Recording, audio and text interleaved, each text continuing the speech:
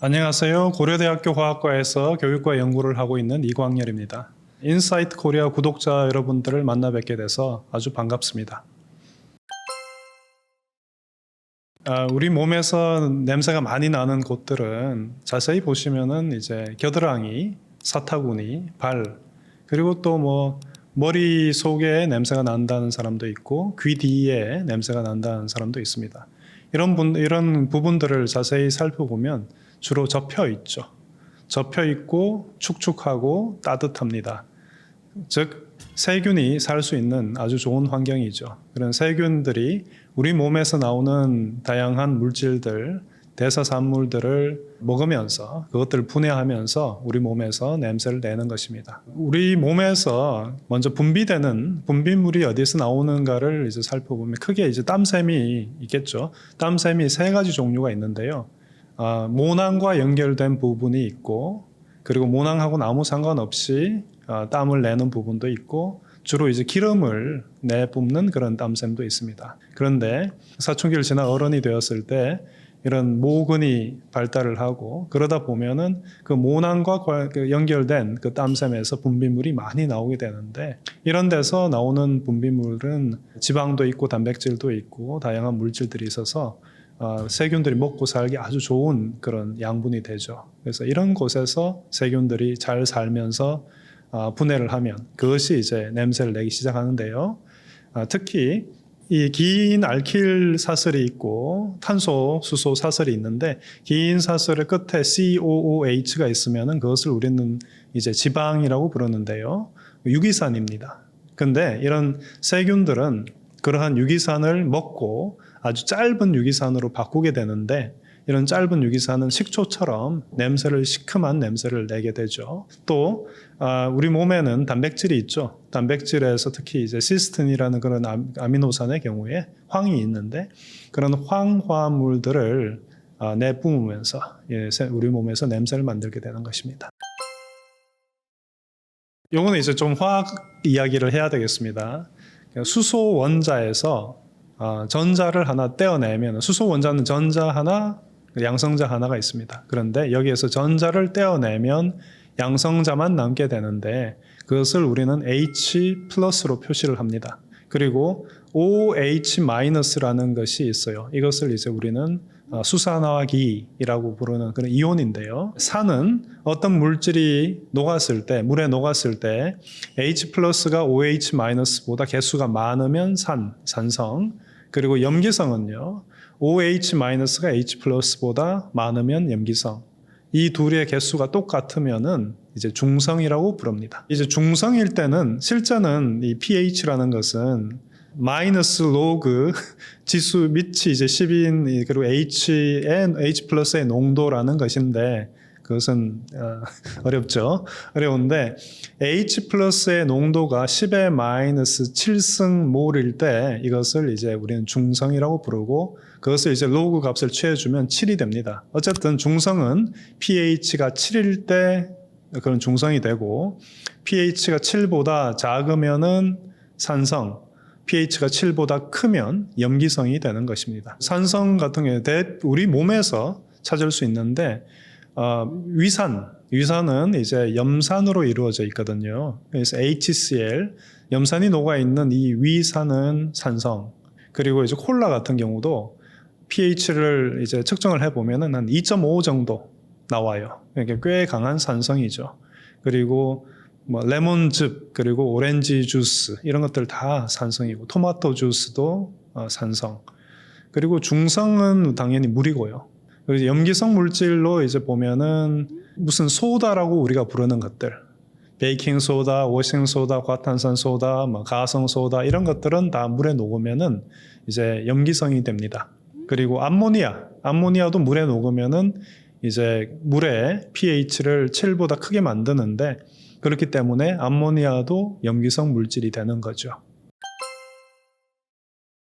우리 몸에서 산성도가 높아지고 낮아지는 것은 크게 두 가지로 나누어서 생각을 할 수가 있는데, 우리 몸의 피부에서 유산균이 많으면 산성도가 높아집니다. 유산균에서 젖산이라는 물질이 나와요. 이 젖산이 산성도를 높이죠. 그래서 피부에 세균이 사는데 우리에게 유익한 균이 이게 유산균이 많이 살면 산성도가 높아지고 그렇지 않고 다른 잡균들이 많이 살면 산성도가 낮아지게 되고 좀 더 중성 쪽으로 옮겨가게 돼요. 그런데 이제 우리 몸 속에서의 pH는 아주 일정하게 유지가 돼야 됩니다. 예를 들어서 피의 경우에 pH는 7.4로 약한 염기성이에요. 아주 약한. 근데 이 pH에서 산성도에서 벗어나게 되면은 사람은 죽을 수가 있습니다. 그렇기 때문에 피의 pH는 잘 변하지 않도록 우리 몸이 만들어져 있어요. 그런데 만약에 그걸 인위적으로 피 속에다가 많은 양의 산을 넣는다든지 염기를 넣게 되면 여기서 많은 양이랑 주목해야 되는데 많은 양을 넣게 되면 물론 그러면 이제 사람이 사망에 이를 수도 있겠죠.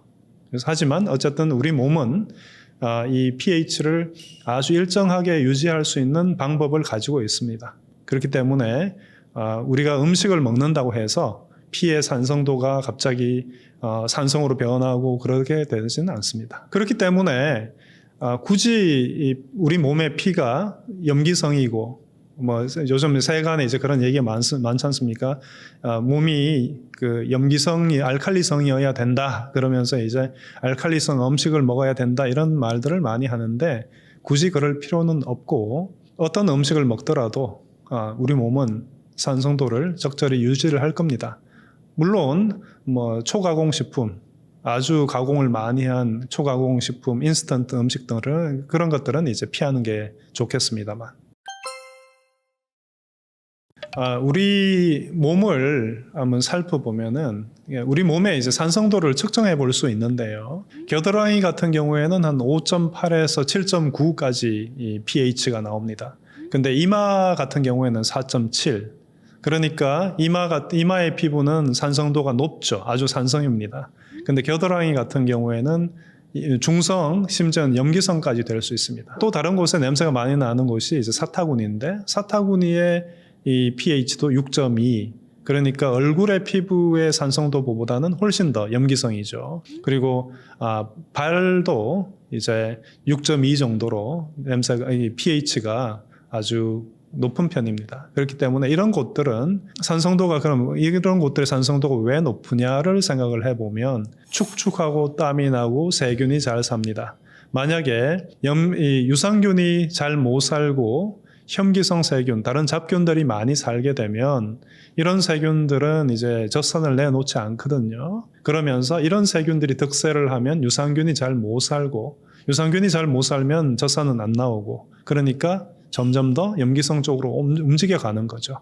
냄새가 없으려면은 유산균이 피부에 많아야 됩니다. 실제로 어떤 산성도가 가장 건강하냐라는 것은 정해진 답은 없지만 나이대에 따라서 산성도가 어떻게 변하는지를 이제 좀 말씀을 드리면은 어린아이 때나 10대 때 이때는 pH가 5 이상이죠. 그러면서 염기성에 조금 더 가까이 있는 셈이고 이제 30대, 40대, 여드름 절대 안 나잖아요. 이럴 때 보면은 pH가 4점 얼마로 5보다 낮아요. 산성도가 높은 거죠. 그러다가 이제 나이가 들면서 역시 또 산성도가 조금씩 약해집니다. 그러니까 가장 이상적인 여드름이 나지 않는 그런 산성도라고 한다면은 한 4.6, 4.7 이 정도가 가장 좋겠죠.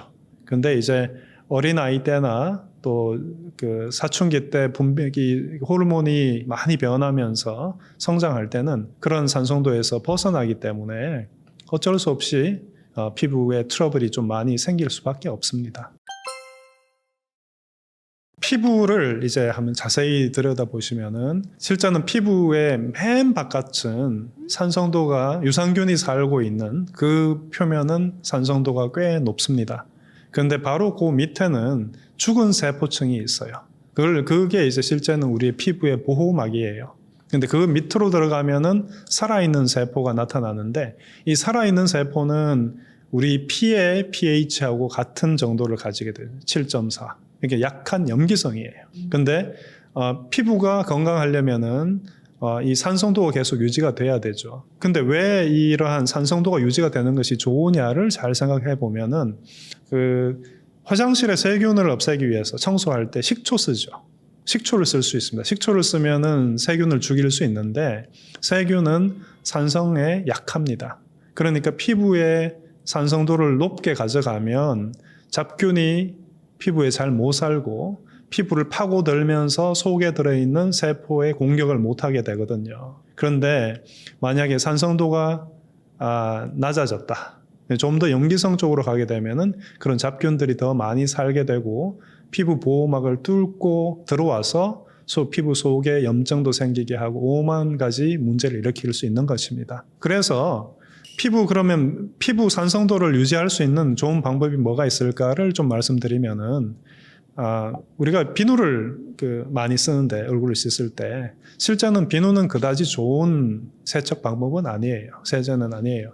그 이유가 뭐냐면은 이 비누는 약한 알칼리성이에요, 실제는. 그러다 보니까 유산균을 뜯어낼 수가 있거든요, 피부에서. 그래서 외려 잡균들이 더 잘 살 수 있는 환경을 제공할 수가 있는 거예요. 그래서 피부에서 또 지방 부분을 너무나 많이 씻어내버리면 알칼리성 비누는 유분을 잘 없앨 수 있어요. 근데 이 유분이 너무 없어져 버리면 피부가 보호되지를 못해요. 그래서 적당한 유분을 남기고 또 유산균이 살 수 있는 환경을 만들어줘야 이제 우리 피부가 건강한 건데 이런 알칼리성 비누는 그다지 좋은 얼굴 씻는 방법이 아니다. 그래서 이제 약산성 클렌징 폼 이런 것들을 사용하는 게 좋겠죠.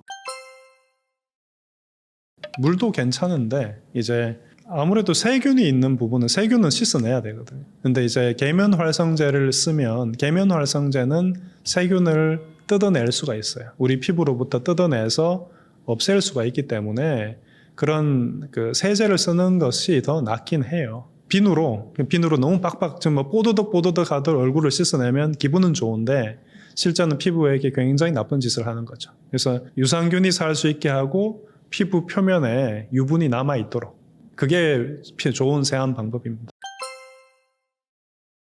우리가 나이가 40살이 넘어가기 시작을 하면은 이제 몸이 변하게 돼요. 근데 정확하게 왜 노인 냄새가 나느냐, 그 냄새를 내게 하는 화합물은 뭔지 압니다. 아는데 왜 그런 일이 벌어지는가에 대해서는 정확하게 아직 이해를 하고 있지는 못하는데 이유 중에 하나로 제시된 것이 뭐냐 하면은 나이가 들면서 몸에 이 호르몬의 불균형이 일어나서 문제가 생겼지 않나 그렇게 추측이 되고 있고요. 어쨌든 우리 피부에 있는 이 불포화 지방산이라는 것이 있는데 우리 몸에도 있고요. 그런 불포화 지방산이 대사작용을 하는 그 과정이 나이가 들면 조금 젊은 사람들하고 달라지게 돼요. 그러다가 이제 생기는 물질이 뭐냐 하면 이노니날이라는 물질이 있어요. 투노니날이라는 알데하이드 물질이 생기는데 이 물질 때문에 그런 냄새가 난다. 이렇게 생각이 되고 있습니다. 그런데 그렇기 때문에 노인 냄새라고 얘기하는 것 자체는 조금 어폐가 있는 거예요. 40살만 넘으면 다 냄새 나는 거죠. 그러니까 40살 넘은 사람들 모두 다 이제 그렇게 하는 것도 좀 문제고 이런 냄새를 가지고 노인 냄새 이런 표현을 하는 것은 썩 좋은 그런 것은 아니라고 생각합니다. 이 화합물은 근데 물에 좀 잘 안 녹아요. 그러다 보니까 이게 피부에서 이런 화합물이 생기면은 옷으로 옮겨가게 되겠죠. 이불로 옮겨가게 되고. 그래서 그런 이불에 옮겨가고 옷에서 넘어가 있기 때문에 냄새가 거기서 계속 나는 거죠. 그러니까 이제 노인 냄새라는 것을 소위 노인 냄새라는 것을 없애기 위해서는 빨래를 자주 하는 것이 옷을 자주 빨고 이불을 자주 빠는 것이 냄새를 없애는데 도움이 됩니다. 그런데 우리가 이런 냄새 물질을 없앤다는 것은 결국 피부에서 없애는 거거든요. 속에서 없애는 거 아닙니다. 계속 생길 겁니다. 그러니까 몸을 자주 씻는 것도 분명히 도움이 되는데 근데 이제 문제는 이 물질은 조금 전에 말씀드렸듯이 이 물에 잘 녹지를 않아요. 그리고 일반적인 비누로는 제거가 잘 되지 않는 그런 특성이 있습니다. 그렇기 때문에 여러 과학자들이 이 냄새를 없애기 위해서 이것저것 시도를 해봤는데 그 중에 하나가 탄닌이라고 하는 물질이 있는데 감의 떫은 맛을 내든지 차 차의 떫은 맛을 내는 그 탄닌, 포도주 속에도 탄닌이 있습니다. 이 탄닌이 이 논이나과 이제 반응을 해서 냄새를 없앤다라는 그 연구 결과가 있어요. 그래서 실제로 감에서 이 탄닌을 추출해서 그걸 가지고 비누를 만들어 팔기도 하니까 그런 것을 사서 쓰는 것도 한 가지 방법이 될 수 있고요. 그리고 녹차나 이런 데도 이제 탄닌이 있으니까 샤워를 하고 난 다음에 그런 녹차물에 몸을 한번 헹구어 보는 것도 좋은 방법이 될 수는 있겠습니다. 피부에서 나오는 냄새는 씻어내면 되죠. 그런데 몸에서는 우리 몸 속에서 어떤 우리 몸이 대사작용을 하는 것과 그리고 우리 이 내장 속에서 세균이 살면서 만들어내는 물질 때문에 나는 냄새, 이런 것들을 이제 두 개를 생각을 해봐야 되는데, 조금 전에 말씀드렸듯이 이제 호르몬의 그 불균형, 이 부분은 건강한 음식을 먹고 운동을 하고 그런 것으로 어느 정도는 해결이 될 수가 있겠죠. 그보다 실제 더 중요한 것은 이 세균이 내는 냄새를 잘 제거하는 게 필요하겠죠. 그래서 피부에 유산균이 살게 하고 또 이 내장 속의 표면에서 이런 유산균이 살게 함으로 해서 냄새를 내는 그런 세균이 대사작용을 하면서 내는 그런 물질들이 안 생기게 하는 것이 우리 몸에서 좋은 냄새를 나게 하는 좋은 방법이죠. 먼저 이제 그 유전자적인 이건 아주 근본적인 문제예요. 실제로 그 유전자 중에 ABCC11이라는 그런 유전자가 있어요. 근데 우리나라 사람들은 유전자의 축복을 받았습니다. 굉장히 많은 사람들이 유전자의 축복을 받아서 이 유전자가 좀 변형이 일어났어요. 그래서 이 유전자가 발현이 안 돼요. 그래서 이 유전자가 발현이 안 되면 어떤 일을 하게 되냐면, 세포가 있고 우리 몸 바깥이 있는데, 우리 몸 속이 있고 바깥이 있다고 합시다. 이 몸에서 세포 속에서 만들어지는 어떤 물질을, 냄새나는 물질, 이런 것들을 몸 밖으로 내보내는 역할을 이 유전자가 해요. 근데 우리나라 사람들은 그걸 못하는 거죠. 그러니까 이 물질이 밖으로 못 나오니까 세균이 먹을 게 없어요. 그러다 보니까 냄새가 덜 나는 거죠. 근데 이제 그 연구 결과를 보면은 이 다른 인종의 경우에 거의 한 100%에 가깝게 이 유전자가 다 발현이 되는 경우가 있어요. 그런 경우에는 냄새가 무조건 나게 되겠죠. 이 유전자가 특히 발현이 되면은 이제 모낭에서 나오는 냄새 물질 있지 않습니까? 그게 분비가 덜 되게 하는 거죠. 그래서 사타구니, 특히 이런 그 사타구니나 또 겨드랑이에서 나는 냄새가 아주 심하게 나는 사람들도 있는데, 우리나라 사람들의 경우에는 대부분 이런 문제에서는 자유롭습니다. 거의 대부분 그분들은 거의 대부분 이 유전자를 가지고 있어요. 발현이 돼요. 그래서 모낭에서 이제 냄새 물질이 나오는 것 자체가 다 무조건 나오게 돼요. 보면은 저기 아프리칸 아메리칸 같은 경우에 100%죠. 예. 그리고 아프리카에 사는 사람들은 거의 막 97%, 그죠?